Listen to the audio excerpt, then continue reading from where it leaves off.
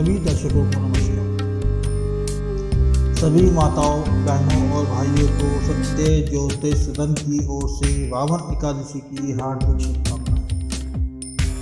बंधुवर, आज पार्श एकादशी या वामन एकादशी या परिवर्तनी एकादशी के संदर्भ में व्रत की सरल विधि, व्रत कथा का महत्व, व्रत कथा सत्व के साथ आपके समक्ष उपस्थित हूँ।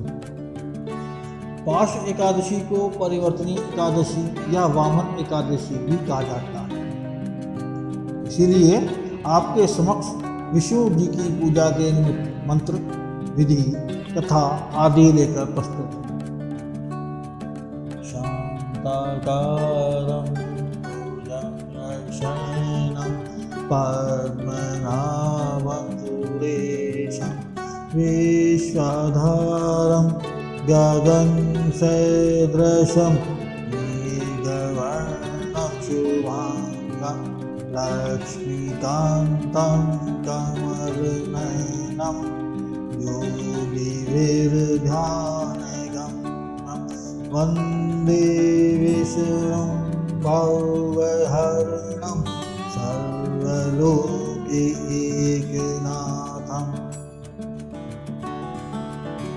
बंधुवर, यदि आपने हमारे चैनल को अभी तक सब्सक्राइब नहीं किया है तो अवश्य करें। वह बेल आइकन दबाना ना भूलें, जिससे आपको हमारी आने वाली वीडियो की जानकारी समय से पूर्व आपको मिल सके और आपका वीडियो मिस न हो। बंधुवर, वीडियो पूर्ण होने के बाद कमेंट बॉक्स में ओम श्री विष्णवे नमः या ओम नमो नारायण लिख अपनी उपस्थिति से हमें बताएं। जैसा कि आप जानते ही हैं कि प्रत्येक एकादशी पर श्री हरि विष्णु जी के किसी एक रूप अर्थात विग्रह की पूजा अर्चना की जाती है। परिवर्तनी या पार्श एकादशी पर श्री हरि विष्णु के वामन रूप की पूजा अर्चना की जाती है। इसीलिए इसे वामन एकादशी भी कहते हैं। किसी भी देव की पूजा अर्चना करने से पहले अपने घर के मंदिर या जहां आपको पूजा अर्चना करनी है उसकी साफ सफाई कर सुंदर सजावट करनी चाहिए। जिस प्रकार हमारे घर में यदि कोई मेहमान आने वाला होता है तो उसके आने से पहले हम अपने घर को सुसज्जित करते हैं, अर्थात ठीक ठाक करते हैं, जैसे बेडशीट बनना, सोफा सेट के कवर आदि को ठीक करना आदि। ठीक इसी प्रकार घर के मंदिर को सुंदर सुसज्जित करना चाहिए, अर्थात साफ सफाई कर बंधनवार, तोरण, पुष्प आदि से अलंकृत करना चाहिए।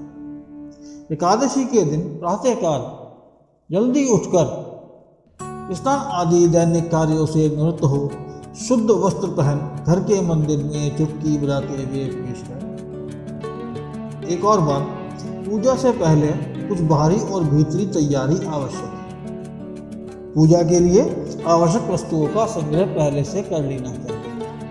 आवश्यक वस्तुएं जैसे जलपात्र अर्थात कलश या घट, जलपात्र, कर्मपात्र, चंदन पुष्प आदि के लिए पात्र, जल गिराने के लिए पात्र, छोटी थाली, नैवेद्य अर्पित करने के लिए पात्र, थाली, आचमनी, अर्घा, आसन, गंगा जल, पंचपल्लव, आम के पत्ते, तोरण, बंदरवार के लिए, तुलसी दल, तुलसी मंजरी, पुष्प, पुष्पमाला, नैवेद्य, ऋतुफल, पान, सुपारी, लौंग, इलायची, दूध, दही, शहद, शक्कर, शुद्ध देसी घी, गाय का, पंचामृत, दीपक की बत्ती, कपूर, कलावा या मौली, यज्ञोपवीत, धूपदानी, अबीर, गुलाल, अक्षत, घंटी आदि। आपके घर में आप अपने किसी का जन्म दिवस मनाते हैं या कहीं बर्थडे सेलिब्रेट करते हैं या किसी पार्टी का आयोजन होता है या कोई गेट टुगेदर पार्टी होती है, कोई विवाह का आयोजन होता है, तब जरा विचार कीजिए आप उनको कैसे सेलिब्रेट करते हैं, या कहें इनको कैसे मनाते हैं, कितने आनंद का अनुभव करते हैं। जैसे आप उपरोक्त फंक्शन तन मन धन से करके अन्न की प्राप्ति करते हैं, ठीक उसी प्रकार पूजा पाठ को भी तन मन धन से इस प्रकार करें कि हमें आनंद की प्राप्ति हो। उसके लिए कुछ नियम हैं, कुछ तरीके हैं जिसके तहत हम पूजा पाठ करते हैं। जब हम किसी देव विशेष की पूजा का आयोजन करते हैं तब गणेश, शिव, दुर्गा, विष्णु, लक्ष्मी, नवग्रह, षोडश मातृका, सप्तघट मातृका आदि के साथ देव विशेष का आवाहन कर उनका पंचोपचार, दशोपचार, षोडशोपचार से अपनी सामर्थ्य श्रद्धानुसार आवभगत पूजन के क्रम में करते हैं। अब उपचार पर चर्चा कर लेते हैं। पंचोपचार कौन से होते हैं? गंध, पुष्प, धूप, दीप और नैवेद्य।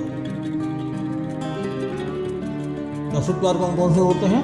पाद्य, अर्घ्य, आचमन, स्नान, वस्त्र, निवेदन, गंध, पुष्प, धूप, दीप और नैवेद्य। 16 उपचार जिसे षोडश उपचार कहते हैं। पाद्य, अर्घ्य, आचमन, स्नान, वस्त्र, आभूषण, गंध, पुष्प, धूप, दीप, नैवेद्य, आचमन, तांबूल, स्तवपाठ, तर्पण और नमस्कार। पूजा की बाहरी तैयारी में क्या करना चाहिए? बैठने के पूर्व पूजा की आवश्यक तैयारी करनी। ताजे एवं शुद्ध जल को कलश में भरें। आचमनी से शंख में भी जल डालकर पीठ जहाँ देव स्थापित की हैं पर रख दें। शंख को जल में डुबोना नहीं चाहिए और ना ही शंख को पृथ्वी पर रखना चाहिए। शंख को पृथ्वी पर रखना वर्जित है। शंख में चंदन और फूल छोड़ें। कलश के जल को भी कपूर, केसर और चंदन से सुवासित कर लें या पवित्र इत्र से संचित कर लें। अक्षत को केसर या रोली से हल्का रंग लें।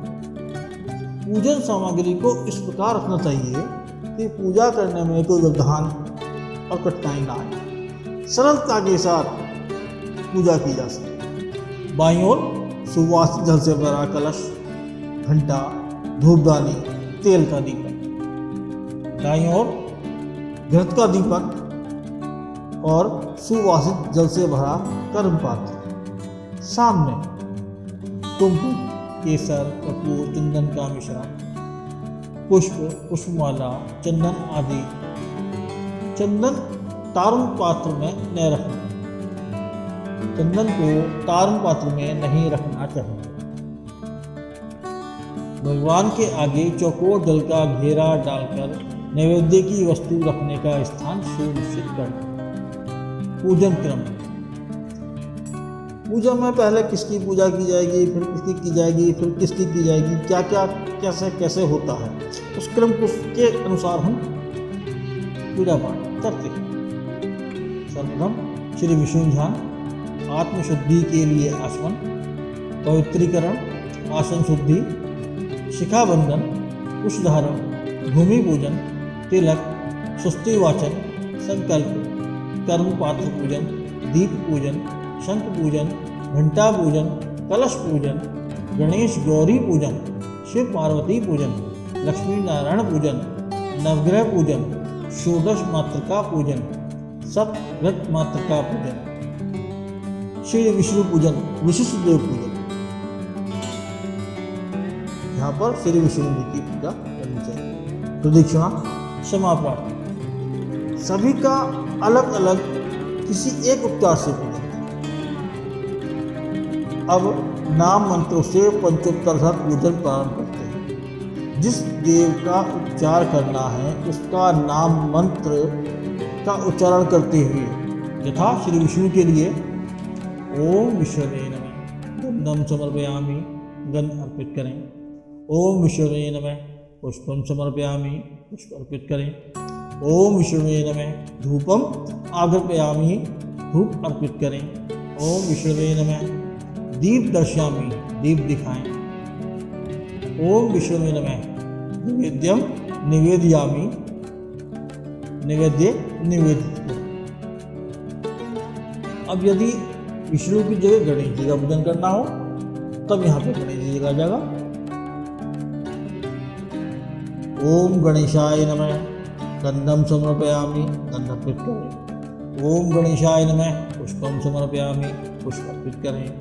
ओम गणेशाय नमः धूपम आगमयामि, धूप अर्पित करें। ओम गणेशाय नमः दीप दर्शयामि, दीप दिखाएं। ओम गणेशाय नमः नैवेद्यम निवेदयामि, नैवेद्य निवेदित करें। इस प्रकार अलग अलग देवों को पंचोपचार से पूजन करना चाहिए। तदंतरम कपूर की आरती करें। आरती में शंख, घंटा, घंटी, घड़ियाल, मंजरी आदि बजाते हुए हर्षोल्लास से आरती उपरांत आरती के चारों ओर जल गिराएं। जल युक्त शंख को 5 बार भगवान के चारों ओर घुमाकर यथास्थान रख दें। आरती में हाथ धोने शंख के जल को पूजा में उपस्थित सभी भक्तों पर छिड़कें। प्रदीक्षा करें, पुष्पांजलि करें, नमस्कार करें। ये तो हुआ पूजन। अब सभी बंधु बांधव मिलकर श्री हरि विष्णु के नाम मंत्र, किसी अन्य मंत्र का जप, विष्णु सहस्त्र नाम का पाठ, पुराण वाचन, श्रवण, भजन, संकीर्तन, नृत्य, संगीत का आयोजन कर जो भी आपसे संभव हो करें। संध्या काल में धूप दीप जलाकर पुनः आरती करें। रात्रि को भी इसी प्रकार कीर्तन करते हुए, भजन करते हुए श्री विष्णु जी की प्रसन्नार्थ रात्रि के जागरण करें। द्वादशी को शुभ मुहूर्त में ब्राह्मण भोजन के बाद दान दक्षिणा दे विदा करें, सिर पारण करें। ये तो हुई पूजा की। अब बात करते हैं कथा की। कथा क्या? साहित्य की कई विधाएं हैं, यथा नाटक, रूपक, कहानी, कविता आदि। कथा साहित्य की वह विधा जो किसी प्रकरण को अत्यंत सरल रोचक शब्दों में आसानी से उस प्रकरण के मर्म को आपके समक्ष रखती है, जिससे आप उस प्रकरण के महत्व को सरलता के साथ आसानी से समझ सकें। कथा में प्राय दृष्टांत के माध्यम से बात रखी जाती है। यह पूजा पाठ किस किसने किया, किन किन परिस्थितियों में किया, करने वाले को क्या क्या मिला, क्या लाभ मिला आदि। तो चलिए प्रारंभ करते हैं वामन एकादशी की कथा।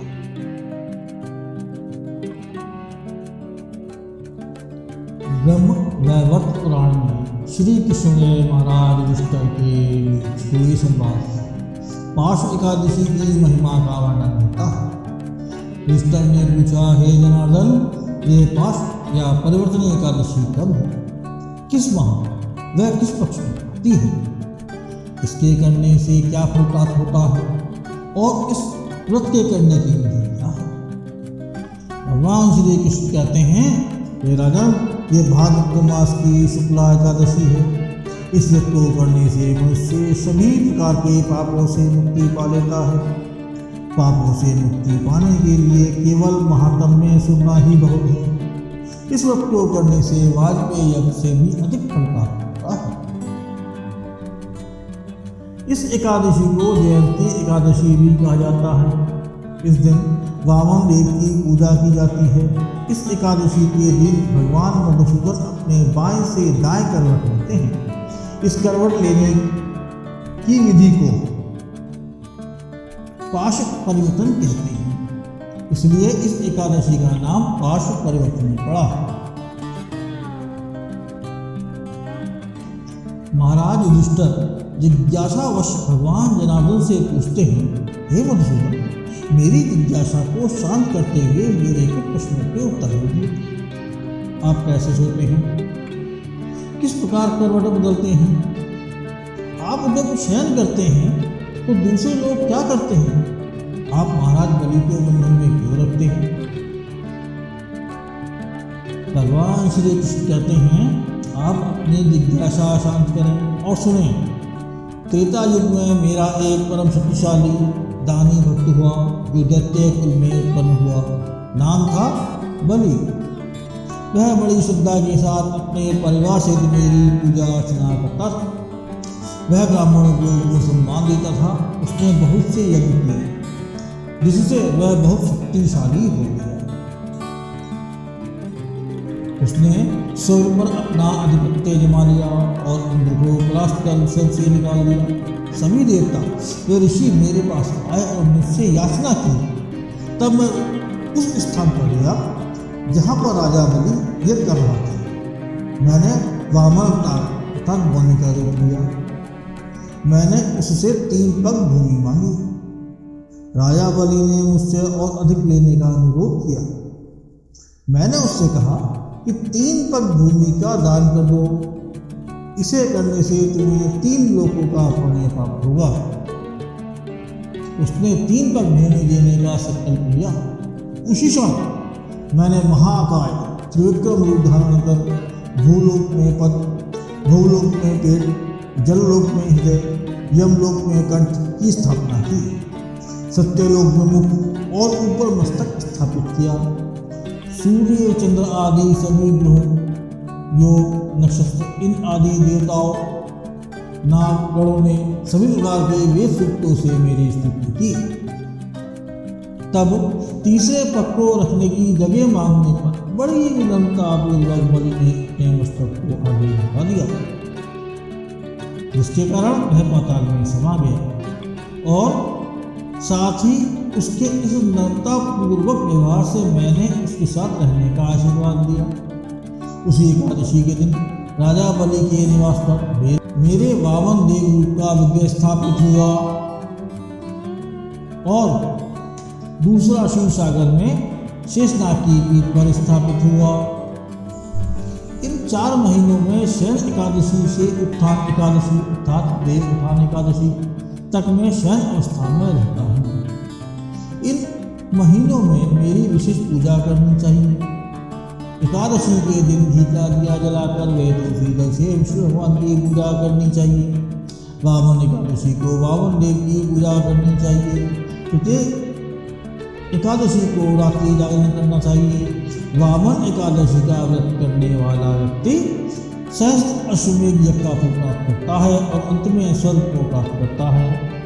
इसकी कथा सुनने से और महात्म का श्रवण करने से नीच पापियों का भी उद्धार हो जाता है। इसके करने से वाजपेयी यज्ञ के समान फल प्राप्त होता है। भगवान श्री कृष्ण कहते हैं, जो धर्मपरायण मनुष्य एकादशी में मेरी पूजा सच्चे मन और श्रद्धा भाव से करता है, मैं उसे मेरे लोक की प्राप्ति कराता हूँ। जो मनुष्य वामन एकादशी के दिन वामन देव की पूजा करता है, वह तीनों देव ब्रह्मा, विष्णु, महेश की पूजा करता है। कथा सत्य, मानव को चाहिए कि कभी भी अपने किए हुए दान का अभिमान न करे, क्योंकि अभिमान तो रावण का भी नहीं रहा। बड़े बुजुर्गों ने कहा है कि मानव को दान इस प्रकार से करना चाहिए कि एक हाथ से दान करे तो दूसरे हाथ को पता भी ना चले। इसी अभिमान के कारण बलि पाताल में पहुंच गया था। इसलिए हमेशा ध्यान रखें, अभिमान विनाश का कारक है। श्री विष्णु की प्रसन्नता के लिए विष्णु जी का एक मंत्र बहुत अच्छा है, जिसे आप उच्चारित करें। एक लय ताल के साथ में मंत्र के साथ सामंजस्य स्थापित करें। मंत्र है ओम नमो भगवते वासुदेवाय। ओम नमो भगवते वासुदेवाय। ओम नमो भगवते वासुदेवाय। ओम नमो भगवते वासुदेवाय।